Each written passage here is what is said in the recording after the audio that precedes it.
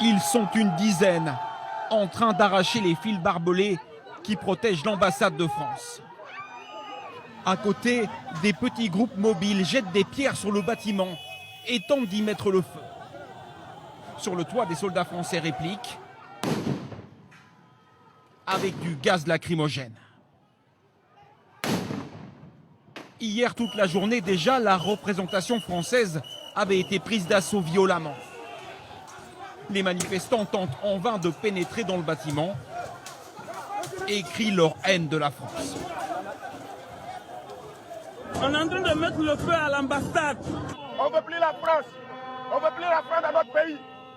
À part les Français sont ici, ils n'ont rien fait pour le Burkina. Plusieurs autres symboles de la France ont été attaqués, comme les instituts français. Ici, celui de Ouagadougou, après le passage des pilleurs. Tous les ordinateurs ont été emportés, tout a été saccagé. Sur les réseaux sociaux, des menaces de mort contre les Français sont aussi proférées. Le pays compte 4000 ressortissants, comme Hélène Beaulieu qui travaille pour une association et qui a reçu la consigne de ne pas sortir de chez elle. J'ai échangé plusieurs fois avec des amis hier. Ils disent que la situation leur fait quand même peur. On est dans l'attente de savoir qu'est-ce qui va se passer. Voilà, quelle va être la situation à la fin.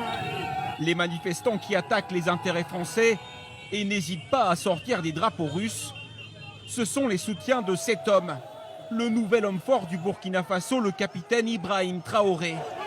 Il a pris le pouvoir par la force il y a 2 jours. Il a d'abord accusé la France d'ingérence, mais son porte-parole appelle désormais au calme. Nous vous invitons donc à vaquer librement à vos occupations et à vous départir de tout acte de violence et de vandalisme. Ce soir, le président déchu du Burkina Faso, le lieutenant-colonel Damiba, confirme sa démission. Il s'est réfugié au Togo voisin.